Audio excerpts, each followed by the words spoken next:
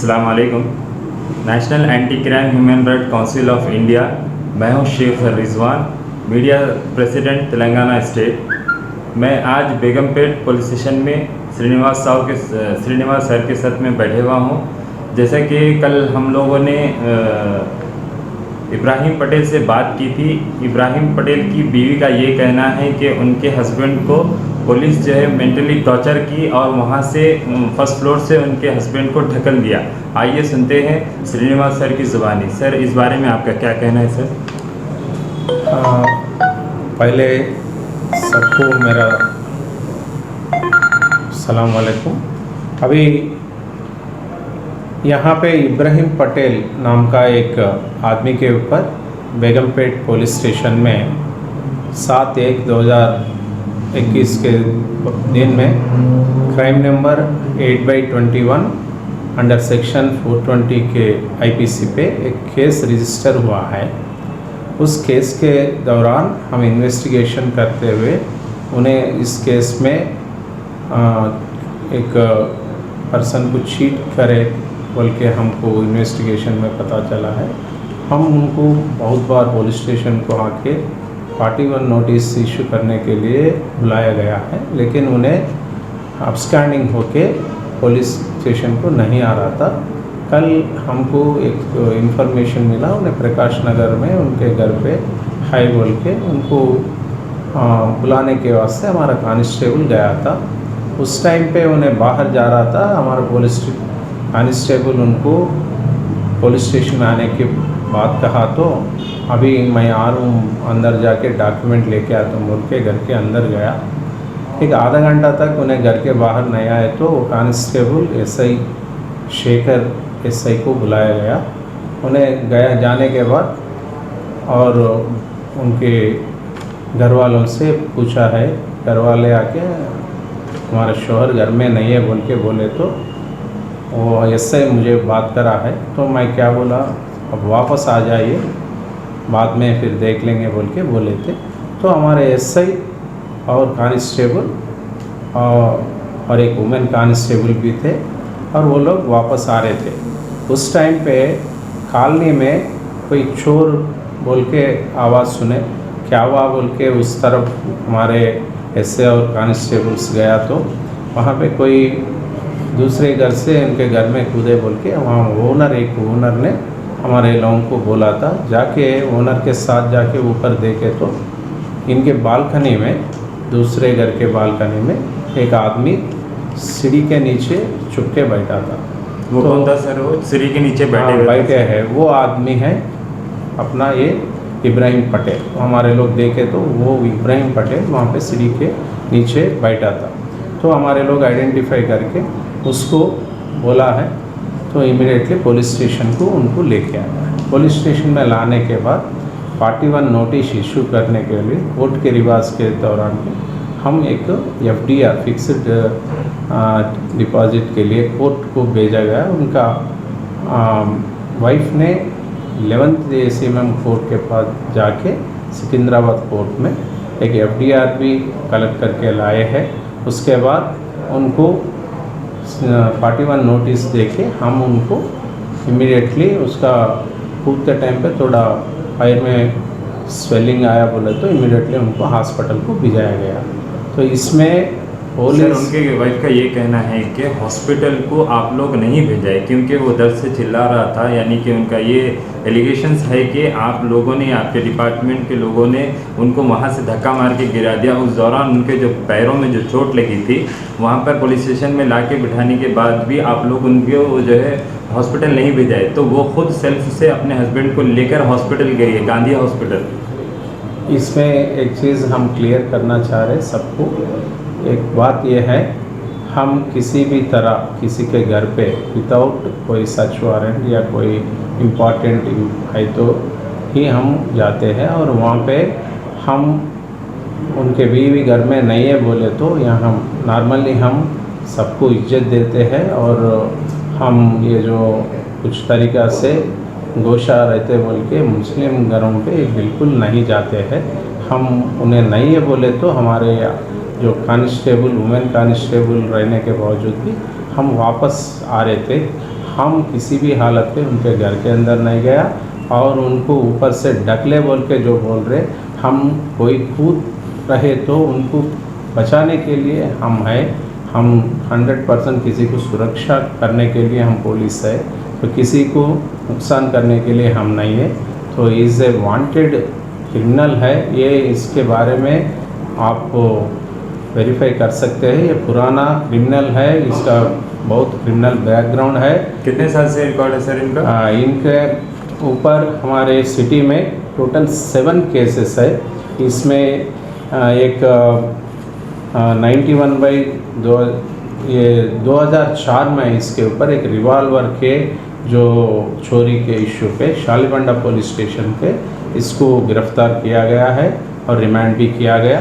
उसके बाद Charminar police station में और लंगर हाउस पुलिस स्टेशन में और अपना गांधीनगर पुलिस स्टेशन में और एक फिर लंगर हाउस पुलिस स्टेशन में और बेगमपेट पुलिस स्टेशन में, ये पूरे पुलिस स्टेशनों में इनके ऊपर क्राइम्स है।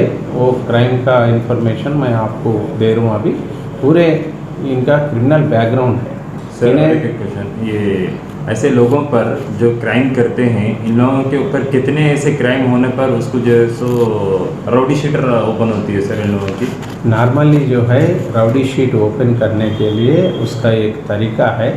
तरीका में हम देखते हैं, अगर पब्लिक को परेशान करके पब्लिक को कुछ चीज़ों पे उसको भयानक और सिस्टम पे कुछ पब्लिक को डराने वाले या नहीं तो पब्लिक को परेशान करने वाले, कुछ बॉडीली ऑफेंसेस करने वाले, ऐसे लोगों पे हमारे पुलिस मैनुअल में तरीका है। उस तरीका से जैसा हमको वो कर सकते हैं उस सिस्टम के मुताबिक हम करते हैं। जैसे कि एक वॉइस वायरल हो रही है सर, कुछ मीडिया में भी सुना हूँ मैं कि आपकी आवाज़ में ये बोला जा रहा है कि 5 मिनट में तेरी राउडी शीटर खोल देता हूँ। 5 मिनट में ऐसे कौन से कानून के हिसाब में किसी की भी 5 मिनट में राउडी शीटर खोलती है? हम ऐसा किसी को नहीं बोले हैं।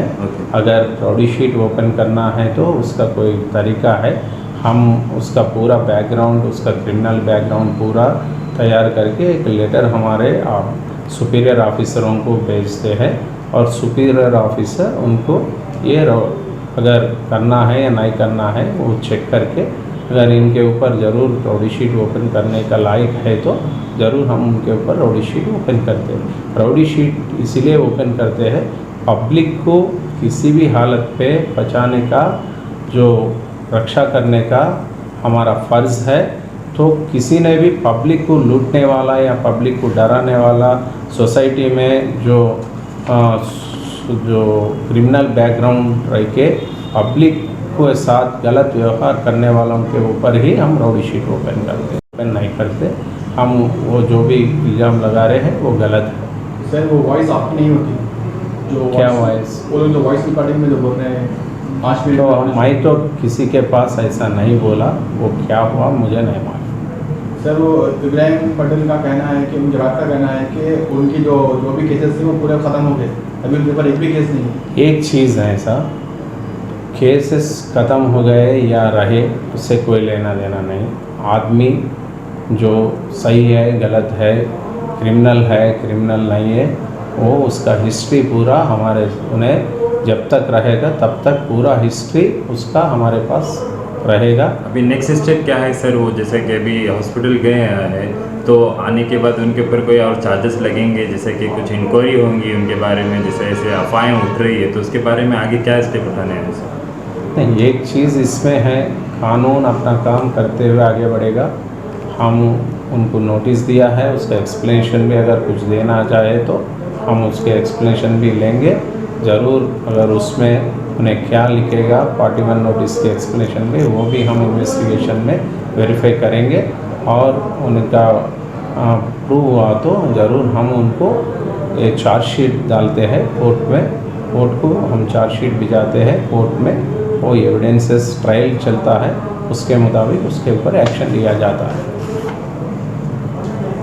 ఇబ్రాహీం పటేల్ అది ఒక వాయిస్ వైరల్ అవుతుంది, అది మీది ఒక 5 మినిట్స్లో రౌడీ షీటర్ ఓపెన్ చేస్తున్నారు అని చెప్పినారట, దాని గురించి మీరు ఏం చెప్తారు సార్? చెప్పండి.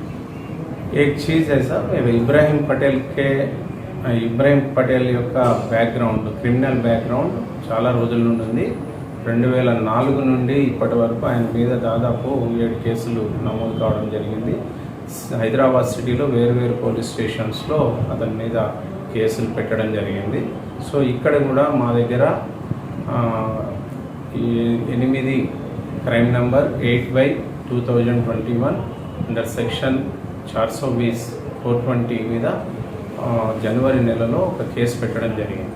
దానికి సంబంధించి ఆయనకి చాలాసార్లు మనం అతని పోలీస్ స్టేషన్కి రమ్మంటే రాలేదు, అతను తప్పించుకొని తిరుగుతూ ఉన్నాడు.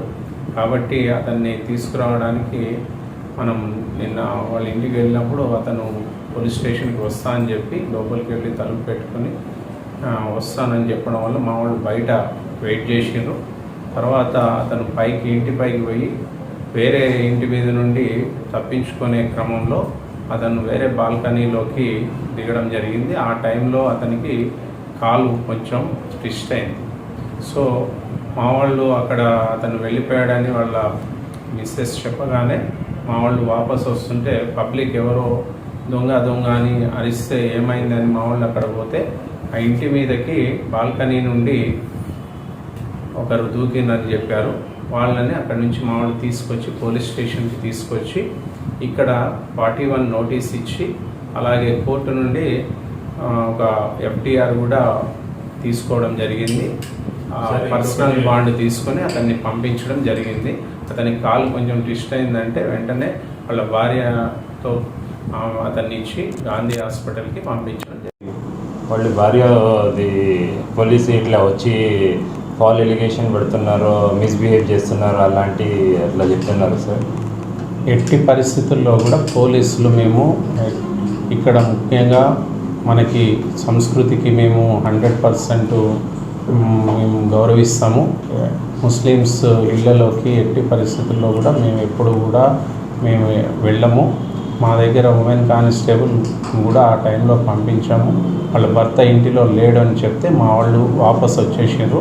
కానీ ఇతను లోపలికి వెళ్ళి అక్కడి నుంచి పారిపోదామని చెప్పి అతనంతటా అతను ఆ వేరే ఇంటి మీద నుండి దిగే టైంలో కింద ఎక్కువ ఎత్తు నుంచి కింద పడడం వల్ల అతనికి కొంచెం కాలు ట్విస్ట్ అయింది.